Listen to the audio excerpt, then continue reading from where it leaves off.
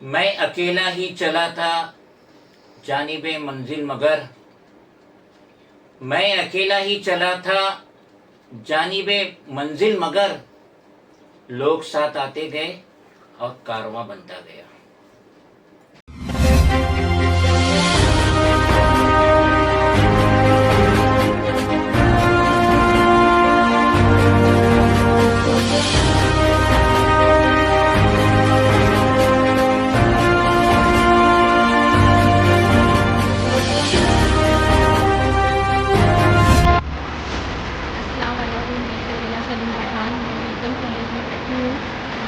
Form मेरा पास हो गया, हमारे साथ बहुत बहुत मुबारक हो, बहुत बहुत मुबारक मेरा है। फॉर्म पास हो गया।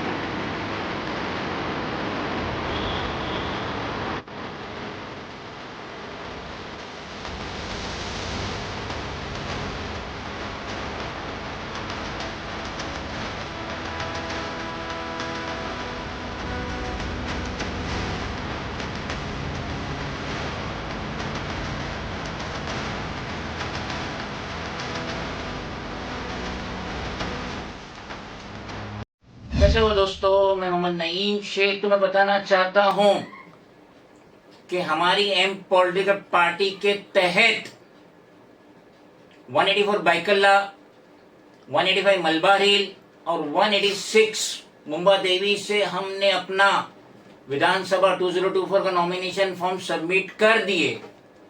यानी आप देख लीजिए कि बड़ी बड़ी पार्टी, उनके बीच में रशाकशी चल रही है। अब महज 2 दिन रह गए, 28 मंडे और 29 ट्यूसडे, और अभी तक इन्होंने अपना नॉमिनेशन फॉर्म जमा ही नहीं किया। कहां से जमा करेंगे? उनको एबी फॉर्म मिला ही नहीं, उनकी पार्टी की तरफ से एबी फॉर्म मिला ही नहीं कि उनको चुना गया है ये इलेक्शन लड़ने के लिए। लेकिन हमारी एम पॉलिटिकल पार्टी कितनी एडवांस में चल रही है।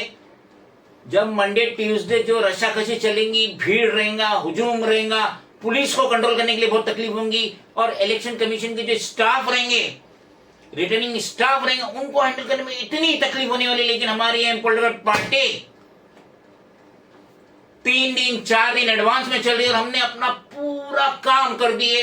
और खाली हम बैठ के देखेंगे कि ये अदर पार्टी इंडिपेंडेंट कैसा फाइट करेंगे आपस में नॉमिनेशन फॉर्म सबमिट करने। मेरे बाजू में बैठे हैं सबीना सलीम पठान, जिन्होंने आज ही 185 मलबार हिल से अपना नॉमिनेशन फॉर्म सबमिट किए जुम्मा की नमाज के जस्ट 10-15 मिनट पहले। और ये लेडी फाइट कर रही है मंगल प्रभात लोधा के सामने, क्योंकि कोई भी कैंडिडेट नहीं कह सकता कि इस सीट से मैं जीत ही जाऊंगा, भले ही वो सीटिंग एमएलए रहे।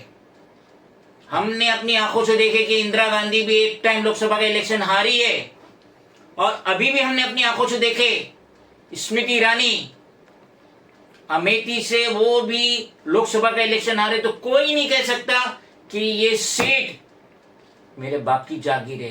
तो आज ही सबीना सलीम पठान ने अपना नॉमिनेशन फॉर्म भरे। ये देख लीजिए, ये अकाउंट से जो डेली बेसिस पे देना पड़ता है, क्या इन्होंने एक्सपेंसेस एक्सपेंडिचर किए। और ये हैंडबुक है फॉर कैंडिडेट, भले कि 2023 लिखा है लेकिन ये 2024 में डिस्ट्रीब्यूट हो सकता है, लास्ट ईयर डिस्ट्रीब्यूट नहीं हो। तो कहने का मकसद ये है कि एक लेडी ने हिम्मत की है एक पहाड़ से टक्कर लेने के लिए, और यकीनन सबीना सलीम पठान अपनी तरीके से पूरी मेहनत करेंगी। एक एक घर, एक एक बिल्डिंग, एक एक फ्लैट में जाके वो अपना नॉमिनेशन जो फॉर्म है, जो हैंड बिल है, वो डिस्ट्रीब्यूट करेंगे, लोगों में उजागर करेंगे कि देखो एक लेडी है माइनॉरिटी से, और वो हिम्मत कर रही है मंगल प्रभात लोधा जैसे पहाड़ से टकराने की, क्योंकि कोई नहीं कह सकता कि ये सीट मेरी जागीर है। अस्सलाम वालेकुम, मैं सबीना सलीम पठान।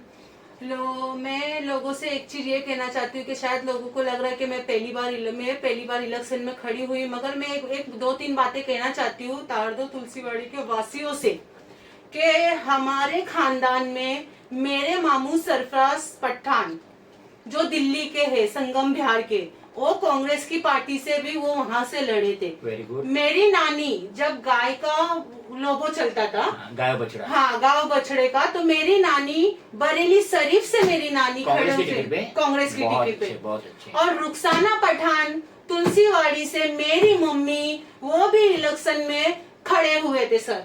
Very good. तो मैं रुखसाना पठान की बेटी सबीना पठान सलीम, तो हमारा खानदानी परंपरा है कि इलेक्शन में, और हमारे खानदान में परंपरा चलती है कि हम हर इलेक्शन में खड़े होते हो। तो अल्लाह की मेहरबानी थी कि आपकी मुझे बहुत सपोर्ट मिली है, क्योंकि लोग बातें कर रहे हैं कि इन लोगों को बीजेपी ने खड़ा करिए, बीजेपी ने ये क्या। मैं लोगों को बार बार बोलूंगी कि सर इन लोगों की गलतफहमी दूर करो, हमारे को बीजेपी ने नहीं खड़ा करिए, हमारी पार्टी का नाम है, हमारी पार्टी का नाम है और हमारी पार्टी दिल्ली से रजिस्टर हुई है।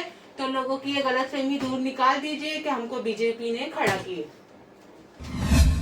मिस पठान, मैं आपसे पूछना चाहता हूं कि जैसा कि आप 185 मलबार हिल कॉन्स्टिट्यूंसी से अपनी किस्मत आजमा रहे हैं, जी और मेरे ख्याल से ये जो BYL नायर, हाँ म्यूनसिपल हॉस्पिटल, जी सर, ये आपकी कॉन्स्टिट्यूंसी में आता है। जी तो जैसा कि हाल फिलहाल में जो गवर्नमेंट हॉस्पिटल है, यहाँ पे भी लोगों से बेड के पैसे लिए जा रहे हैं और काफी दवाएं बाहर से मंगाई जा रही है, इंजेक्शंस बाहर से मंगाई जा रही है। यानी ये गवर्नमेंट का हॉस्पिटल होते हुए लाइक प्राइवेट हो गया है। तो अगर आप ये इलेक्शन जीतती है 2024 का, 185 मलबार हिल से जीतती है, अगर मालिक की रहमत रही आप पे, आपका करम रहा और आपकी हार्ड वर्किंग रही, तो अगर ये आप इलेक्शन जीते तो वहाँ के जो मरीज है, और जैसा कि नायर में पूरे हिंदुस्तान के लोग आते हैं क्योंकि बहुत बड़ा हॉस्पिटल है, जे नायर, केम, साइन, ये सब मुंबई के बहुत बड़े हॉस्पिटल है, गवर्नमेंट हॉस्पिटल है, सेंट जॉर्ज। तो अगर आप ये इलेक्शन जीते तो वहाँ के मरीज, उनके लिए आप क्या करेंगे, जरा व्यूअर्स को बताइए। मैं आगे मुझे इलेक्शन में मैं खड़ी हुई, मैं जीत गई हूँ तो अल्लाह की मर्जी है। जब यहाँ तक पहुंची तो बेशक आगे भी पहुंचूगी। हिम्मत, देखो जीत हार तो हर किसी की लगी रहती है, ये नहीं सोचूंगी कि सर मैं जीती या हारी। मुझे इतना है कि ये खानदानी परंपरा है हमारा, तो मैं भी मेरी मम्मी का नाम रोशन कर रही हूँ। लोग बोल रहे एक टाइम माँ खड़ी थी रुखसाना पठान, आज सबीना सलीम पठान खड़ी हुई है तारदो तुलसीवाड़ी से। नायर में इतनी धतिंग है सर, मैंने खुद देखी हूँ कि जरा सा किसी को चोट, आखिर कोई आदमी उसको सर भी फट जाता है ना, तो पहले बोलेंगे 5 नंबर गेट पे जाओ, पर्ची निकालो, ये करो वो करो। जरा भी गरीबों को वहाँ सहूलियत नहीं है। सबसे पहले मैं ये मुद्दा तो पहले वहाँ के लोगों को हर एक विजिट मारूंगी जाके, और जो वहाँ परेशान है उन लोगों से बात करूंगी और ये चीजों को पहले खत्म करूंगी। बहुत अच्छे, बहुत अच्छे। आपके जो विचार है, तस्वुरात है, बहुत अच्छे हैं। और अगर आप मेहनत किए तो मैंने बताया ना, इंदिरा गांधी भी हारी है लोकसभा जी, और स्मृति ईरानी अभी हारी है। यही साल 2024 में जो 18 लोकसभा इलेक्शन उसमें हारी है। तो जो मेहनत करेगा, जो लोगों के मुद्दे उठाएगा, जो लोगों के घरों पे जाएगा, तो मालिक ऐसे पे अपना कर्म करेगा। और जीत हार तो होते ही रहते, इसमें कोई बड़ी बात नहीं। लेकिन एम पॉलिटिकल पार्टी का भी पूरा सपोर्ट है आपके लिए। जो प्रचार है, आपके लिए जो हैंडबिल है, आपके लिए जो बैनर है, वो पार्टी करेंगी, पार्टी पूरा खर्चा उठाएंगी और कोई कसर नहीं छोड़ेंगी पार्टी आपकी इस इलेक्शन की कैंपेनिंग में।